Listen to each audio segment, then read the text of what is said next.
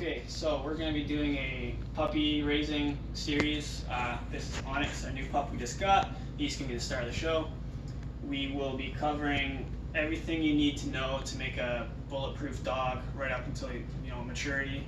So it's going to be quite a lot to cover, and each of those will be done in a much more detailed video. Right now, I just want to cover the quick little things to know when you first bring a dog home. So the very first thing to know is that your puppy's going to want to sleep a lot. They're busy growing. They're also absorbing a lot of information, even with little things. And of course, we want to make sure that we are not overstimming our dog with all that activity. We often get really excited when a new dog comes home. We're like, oh my god, puppy, you want to play and do this and show it off to all our friends. And then next thing you know, your dog is a little monster and a tyrant because they're overtired. And you'll often even see like bloodshot eyes. That's a pretty big sign a dog needs to sleep. So make sure you're respecting the pup when it wants to sleep. If it, you want to make sure you're always supervising it, but if it goes off to a little nook to be left alone, leave it alone, let them sleep. Ideally, you want to encourage it to go on bed. But at the end of the day, you can see both these pups, they went out today, they're pretty busy, and both are out cold. Next thing is you want to make sure your house is puppy proof, which is actually how I need to get back into, because both our fully grown dogs are very trustworthy, so I don't have to think too much about that. But this guy's going to end up putting me to the test, so I need to make sure I don't leave stuff around. Even toys. The dog has no idea what is and isn't approved of to chew on. So if everything's just laying around, it's all fair game. Present it toys so it gets familiar with its toys. If it's chewing on something you don't approve of, swap it out. You'll also see we have him on a leash. It just makes it much easier to catch him if he's running around, or if he's trying to follow someone up into their spot. When I keep him here, I can just have him tied to me. It's umbilical training, which we'll go over in detail later. And it just makes life easier for keeping tabs on him. Also, it gets him used to the leash. When we picked him up from the breeder, when we first put the leash on, he was bucking like a bronco, which is pretty normal, especially for shepherds and huskies. They're very dramatic dogs. They might even scream a lot, and you'll feel terrible about it, but it's not a big deal. They're just dramatic. And then, of course, you want to make sure that when you're working with your pup, you're using, for pups these young, we're using food. You want to account for that in their diet.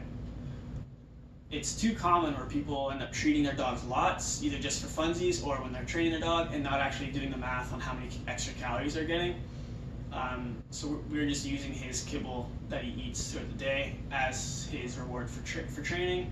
And for training right now, it's super basic stuff. We're just trying to lure him and imprint the basics. So we want him to understand to sleep on his bed, get comfortable with his kennel, and sit. And that's literally it. That's all right now. Puppy class is absolutely important and must be done if you want a well-trained dog. Even if you've got your dog, you're pretty good at training your pup on your own.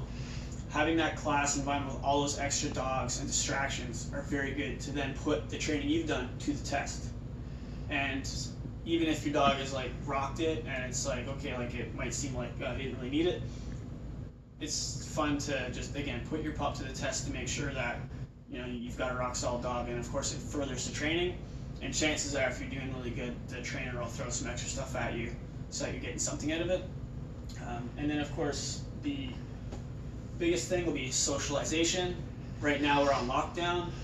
We got him just as we were getting locked down, so now it's going to make things a little trickier for socializing him. Luckily, we're set up where we can still socialize them pretty decently without having to break lockdown rules. But it is the biggest concern right now, because socialization is incredibly important. Without it, you have very difficult dogs to deal with, and then of course it is fixable to a degree when they're adults. People rehab dogs all the time, but it's just way easier to be able to deal with it as a puppy, and then you've got fundamentally good socialization skills rather than trying to fix and then make do with what you've kind of got with you.